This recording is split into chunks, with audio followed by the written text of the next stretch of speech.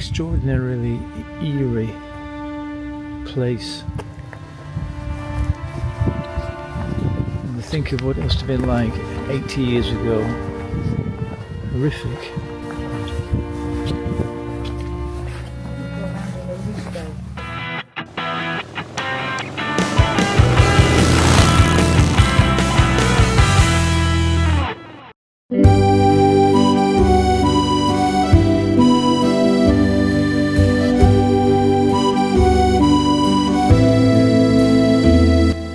So from our last episode, where we had a coffee stop in the town of La Réole, we continue our journey to our final destination of the lovely town of Bergerac.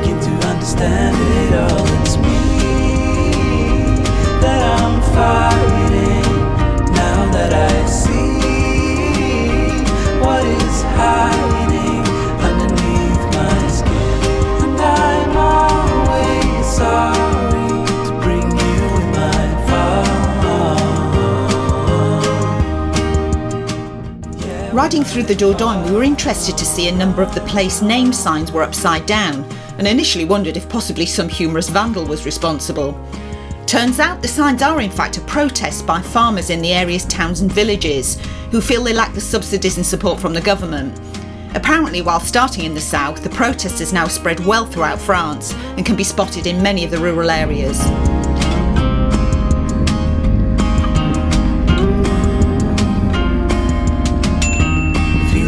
Like this never end. We have to try and keep the mood up. Stay. I know that sometimes we pretend to love each other like we used to, but it's all good in the end. 'Cause that's we're growing older, darling. Love is growing stronger, 'cause it's me that I'm fighting. So we'd arrived in the old town of Bergerac. The only questions now were, where do we park and where exactly was our B&B? Small, historic old towns are notoriously difficult to find any kind of parking spaces. Fortunately for us, the owner of the B&B was actually waiting for us in the square, and he gave us some quick directions where we had to go round the block and park at the street just at the back of the B&B. That I'm fighting, now that I see what is hiding underneath my skin, and I'm always sorry to bring you with my fall. Yeah, it's me that I'm fighting, now that I see what is hiding underneath my skin, and I'm always sorry to bring you with my fall. Oh, with my fall. This is our place.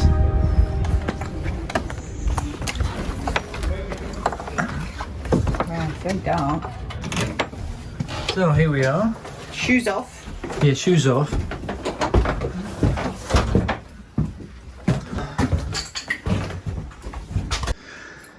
So this is it. I Yeah, think it's probably the quirkiest place you've ever brought me to. yeah. This is the most unusual place I think we've ever stayed on our trips.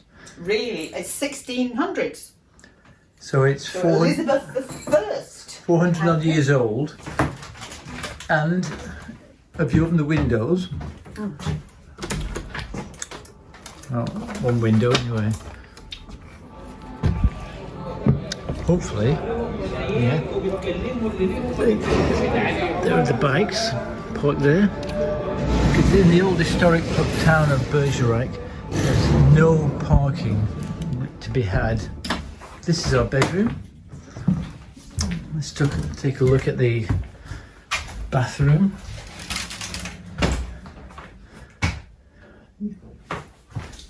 Obviously, done the best they can in a very, very old building that's 400 years.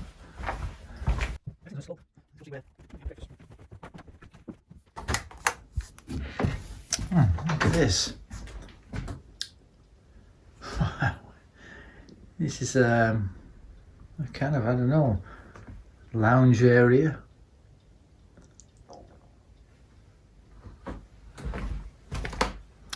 And this is where we're going to have breakfast tomorrow.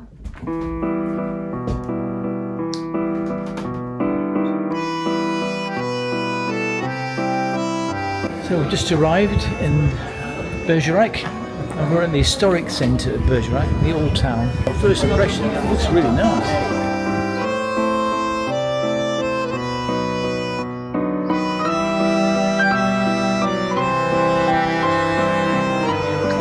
Look at that. Ice cream A little snack. Yes. with 1,000,000 calories in it.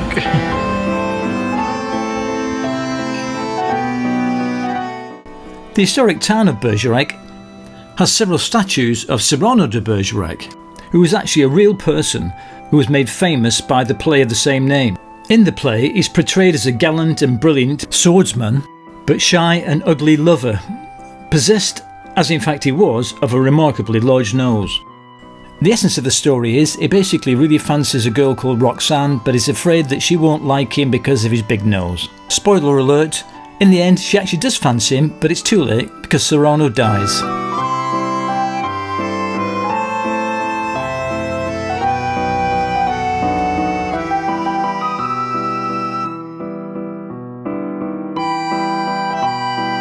Our favourite bars, full of craft ales. And of course, what are we going to drink?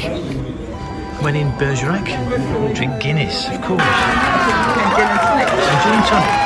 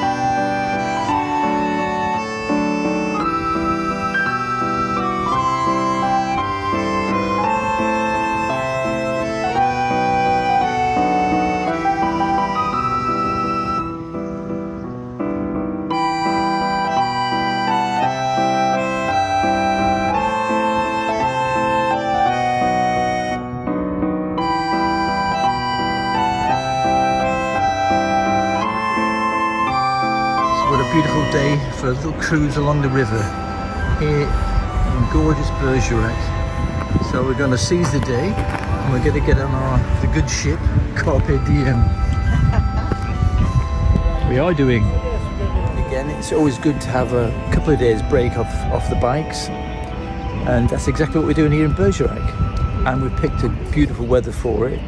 So we're going to indulge ourselves with a little train ride round, doing the touristy things, maybe a bit of wine tasting. But first of all,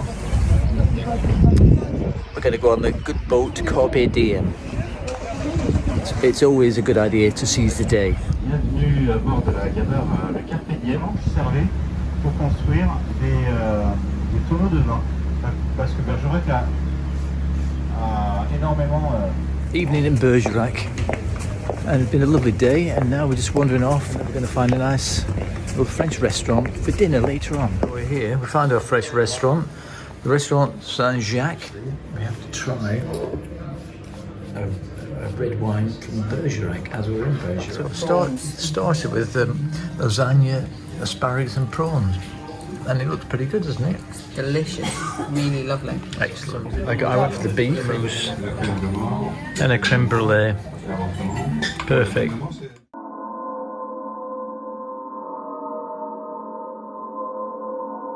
Well, that was a great day, and now it was time for bed. And last night, sleeping in the delightful 400-year-old haunted B&B.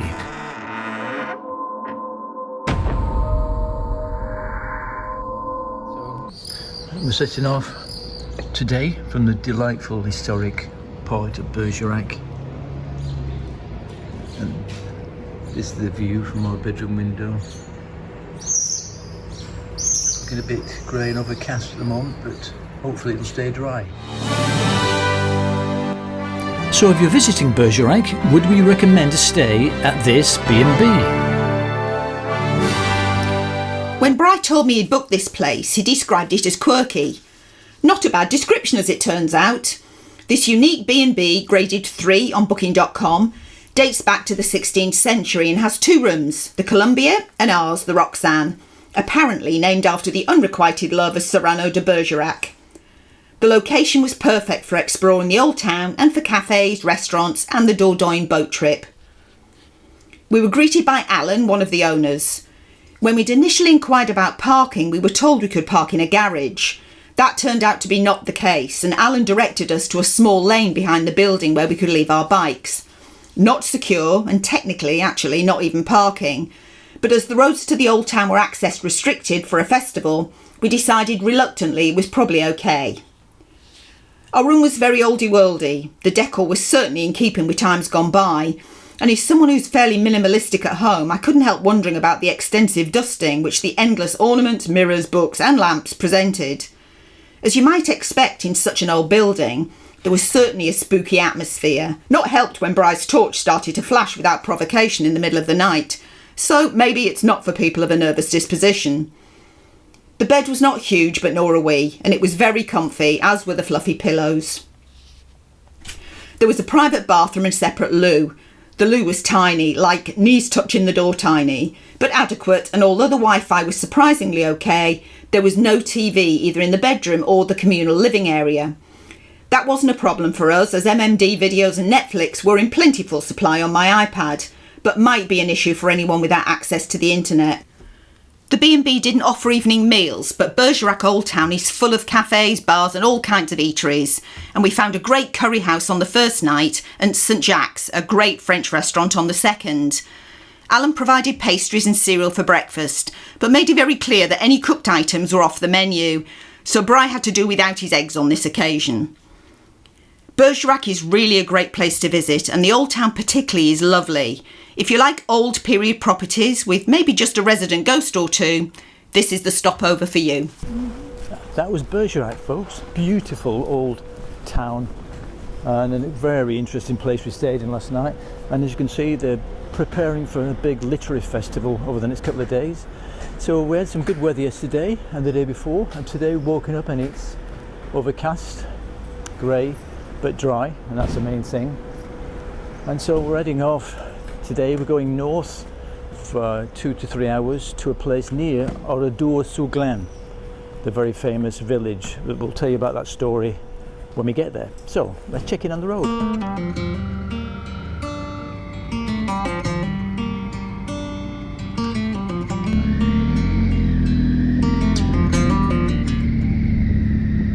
Heading back to what used to be home, passing by those little towns I know so well, stopping for gas and then I'm behind the wheel again.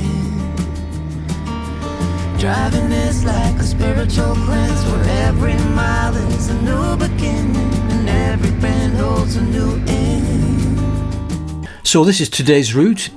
It takes us about 2.5 hour ride northeast to our destination of Oradour-Sur-Glane, and then a 10-minute ride to our hotel. Running through emotions high and low, holding on or letting go, I'm fighting another day. The neon lights in the fast lane light, riding high, reaching for the sky. I had it all but lost and fell back down again. Spent my time playing the game where every single day was a losing battle and every drink was a dead end. Eyes on the goal, don't lose control. I'm living fast, I've lost my soul. I'm driving to get away, running through emotions high and low, holding on or letting go. I'm fighting another day.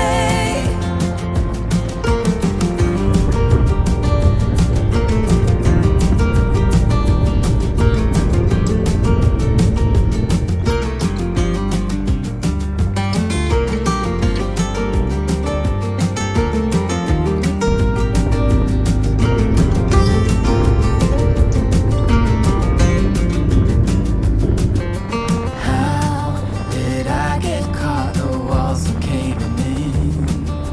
How come I got lost in this endless spin? Why do I feel so empty deep within? Where did I go wrong? Eyes on the goal, don't lose control. I'm living fast, I lost my soul. I'm driving to get away, running through emotions high and low, holding on or letting go. I'm fighting another day. Eyes on the road, don't lose control. I'm speeding fast to chase my soul. I'm driving to get away. As you arrive in Oradour, you bypass the new town and head left for the car park for the Memorial Village. Another day, heading back to what used to be home, where every mile is a new beginning and every bend goes a new end.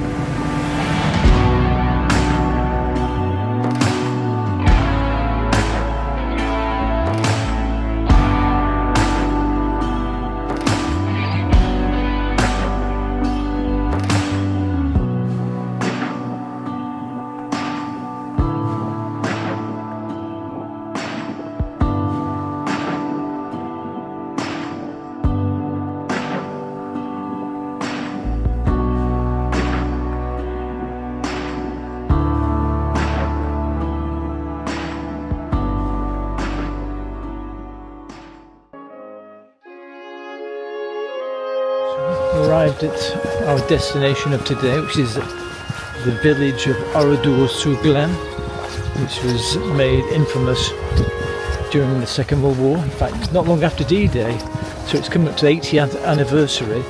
of when the Nazis murdered 642 people.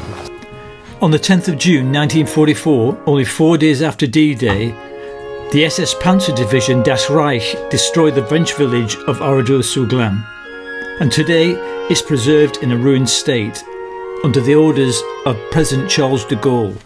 To gain access to the village, you go through a museum, and the walls are covered with black and white photographs documenting what happened on that appalling day.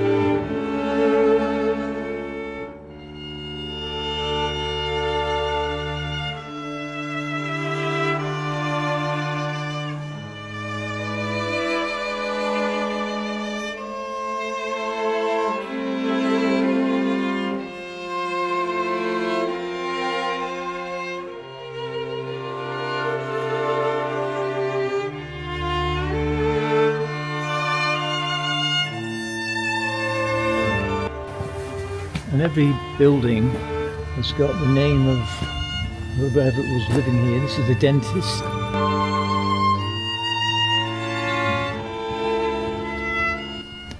The Germans murdered everyone they found in the village at the time, as well as people brought in from the surrounding area. The death toll includes people who were merely passing by the village at the time of the SS Company's arrival. Men were brought into barns and sheds where they were shot in the legs and doused with gasoline before the barns were set on fire. Women and children were herded into the church that was set on fire, and those who tried to escape through the windows were machine gunned. All in all, 643 people are recorded to have been murdered.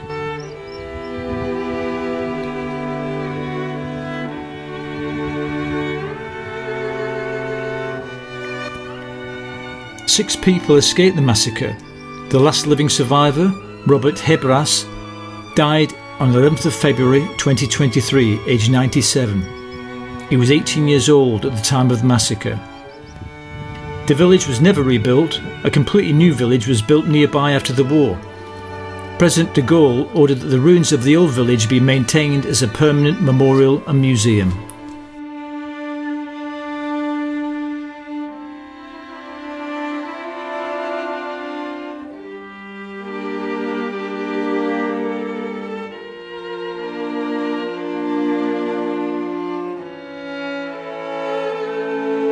Extraordinarily eerie place. When you think of what it must have been like 80 years ago. Horrific.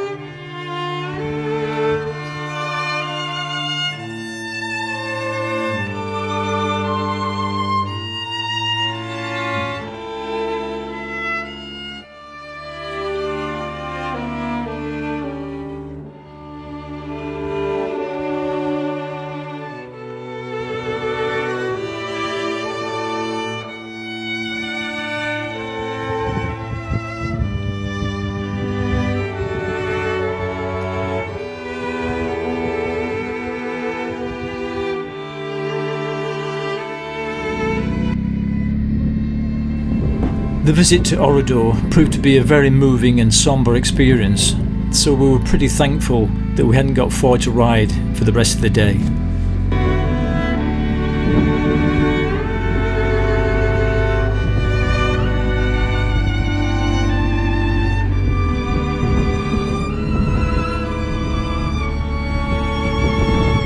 Fortunately, I booked a hotel only a 10-minute ride away,